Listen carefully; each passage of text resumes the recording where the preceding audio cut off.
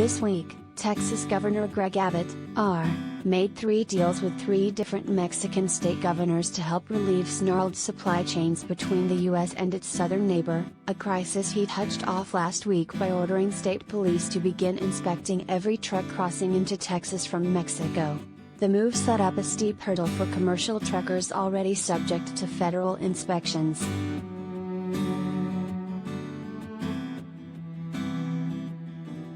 Abbott said Thursday that he had signed border security agreements with 2 Mexican governors, Chihuahua Governor Maria Eugenia Campos Galvan and Coahuila Governor Miguel Angel Riquelme Solís. He announced a similar deal with Nuevo Leon's leadership on Wednesday. Only one other Mexican state, Tamaulipas, shares a significant stretch of border with Texas.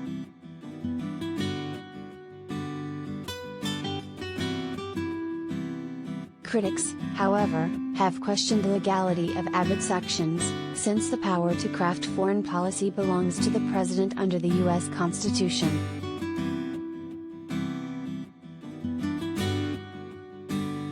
Nuevo Leon, Chihuahua and Coahuila each agreed to enhance security measures on their side of the border to prevent illegal immigration and improve the flow of traffic, Abbott's office said.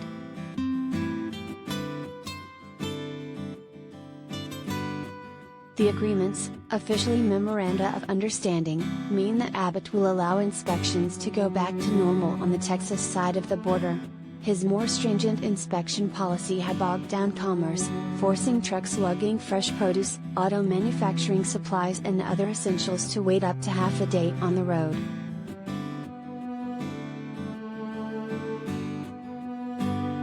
Industry groups lambasted the policy, and truckers staged protests against it.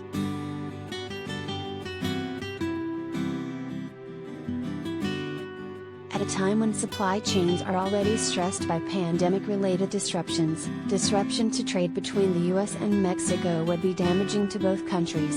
The CEO of the Texas International Produce Association told The Washington Post that Texans would start seeing empty produce shelves this weekend if Abbott didn't back down.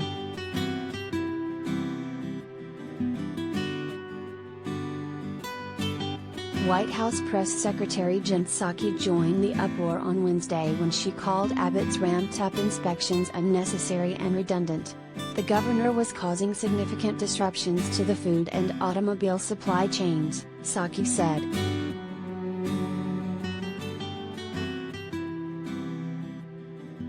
But Abbott has pinned the blame for his decision to interfere with international commerce on President Joe Biden.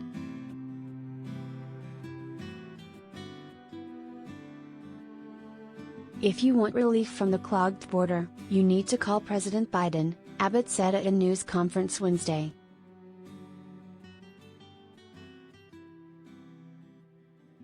The Texas governor has been a harsh critic of the president on immigration, joining his Republican colleagues in falsely describing Biden's policy as one of open borders, but he is especially opposed to Biden's decision to end Title 42 expulsions.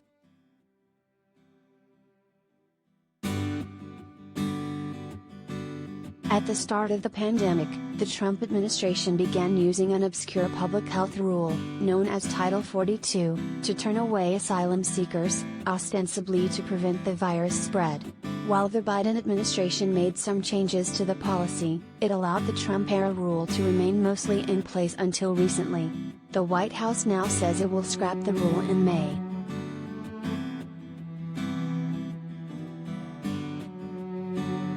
It's a decision that has reportedly divided White House staffers, and critics include some in Biden's own party.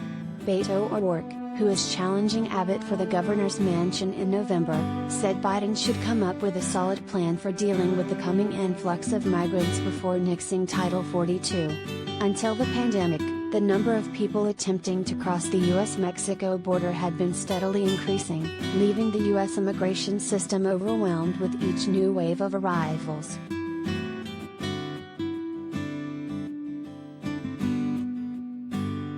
Abbott, however, has gone to extreme lengths to show his opposition to dropping Title 42.